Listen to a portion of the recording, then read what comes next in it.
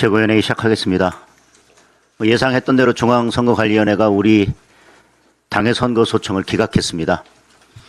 중앙선관위가 각 시도당 선관위에 소청 기각 의견을 내라는 취지의 공문을 보냈을 때부터 예견된 일이었습니다.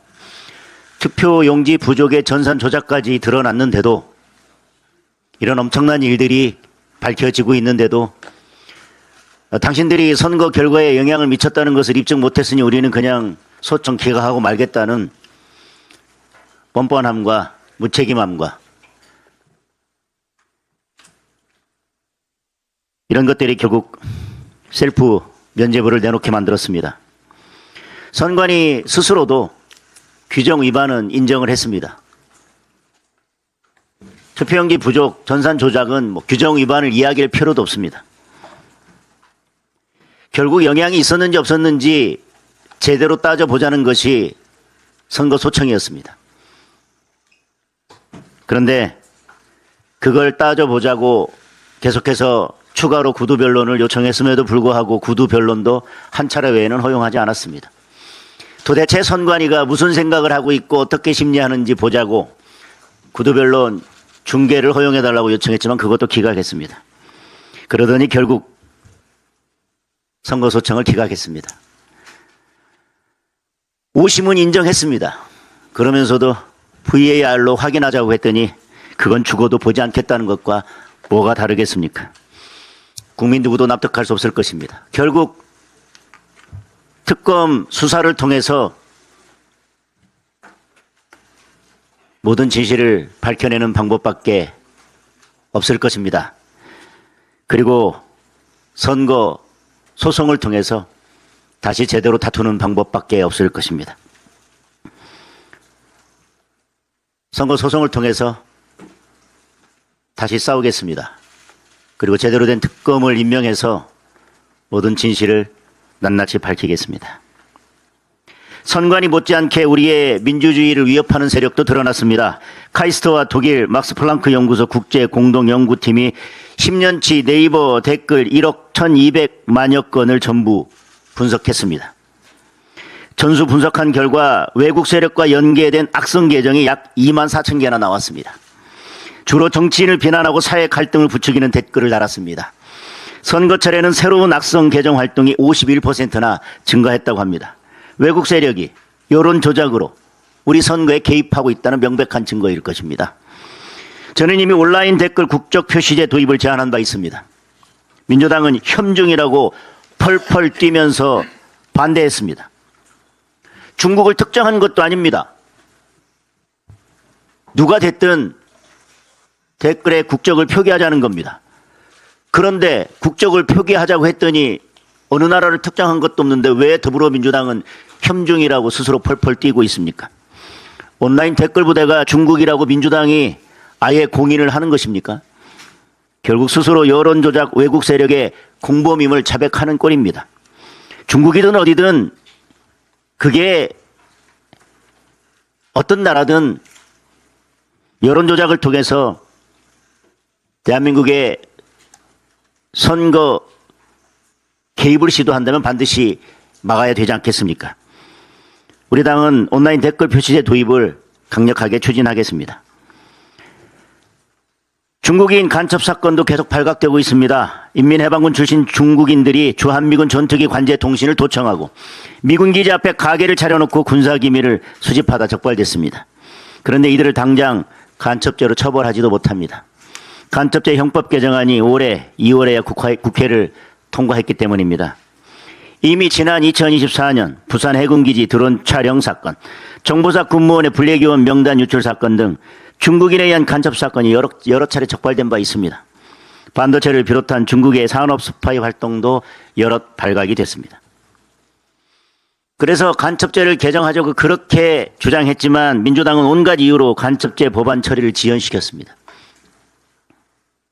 법사위 소위를 통과한 법안마저도 붙잡아두고 오랫동안 법안 통과를 지연시켰습니다.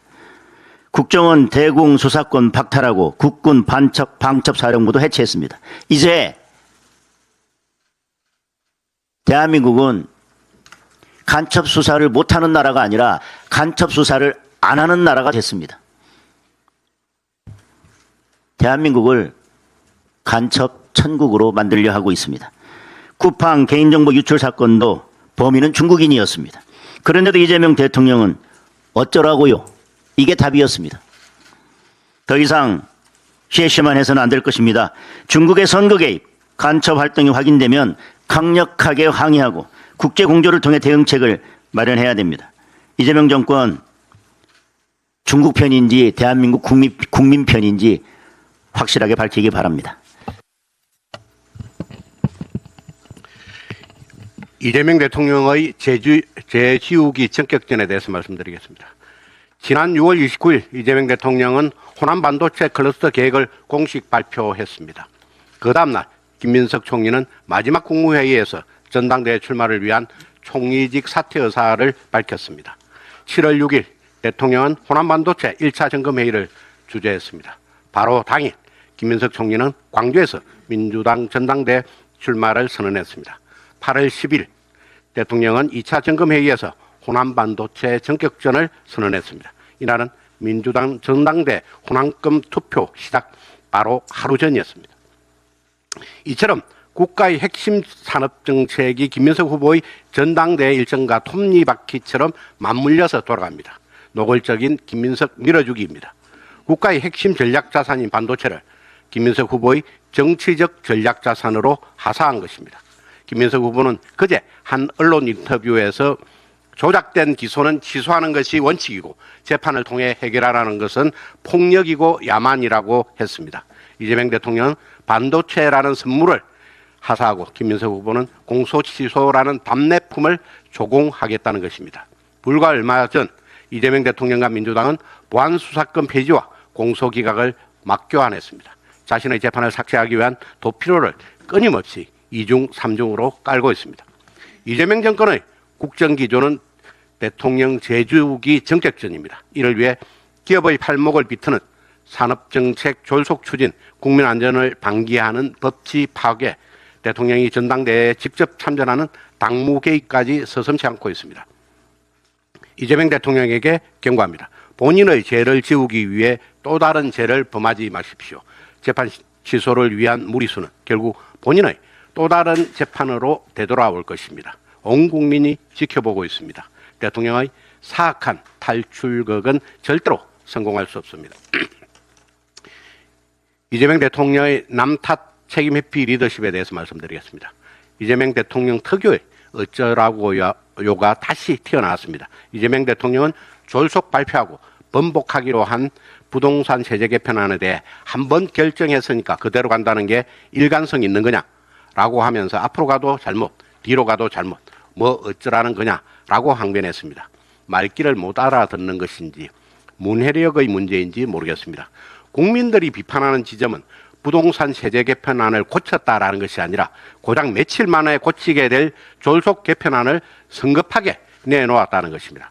앞으로 가도 잘못, 뒤로 가도 잘못이 아니라 애초에 뒤로 되돌아가게 될 일을 무리하게 추진한 것이 잘못입니다. 이런 식으로 정책을 졸속 발표하고 논란이 되고 허겁지겁 고치고, 즉 정부가 우왕좌왕하는 일이 반복되면 정부는 시장의 신뢰를 잃어버리게 됩니다. 정부가 다시 한번 시장 신뢰를 상실하면 백약이 무효입니다. 그런데 이재명 대통령은 자꾸 남탓과 책임 회피로 일관하고 있습니다. ISA 개편안에 대해 정확하게 준비하지도 않고 왜 그렇게 했냐라는 질책은 대통령이 공무원에게 할 말이 아니라 국민이 대통령에게 할 말입니다. 구윤철 경제부총리에게는 세금을 바꾸면 욕먹게 되어 있다. 무조건 기어서 다니시라고 당부했습니다. 기어 다녀야 할 사람은 경제부총리가 아니라 대통령입니다. 정책의 최고 책임자는 대통령이기 때문입니다. 오합지졸 장관들끼리 말싸움하면서 우왕좌왕하는 것도 결국 인사권자인 대통령 책임입니다. 억울할 수 있지만 국정의 모든 책임은 대통령 몫입니다. 허구한 날 공무원들을 닥달하고 질타하다가 문제가 생기면 아랫사람 탓으로 돌리는 비겁한 책임 회피행 리더십으로는 국정을 이끌 수 없습니다. 대통령은 본인의 리더십이 얼마나 무책임하고 비겁한지 깊이 성찰하시기 바랍니다. 고치기로 공언한 세제 개편안은 대대적으로 뜯어고치고 김용범 정책실장과 경제라인을 전면 교체해야 합니다. 그래야만 리더십을 회복할 수 있습니다.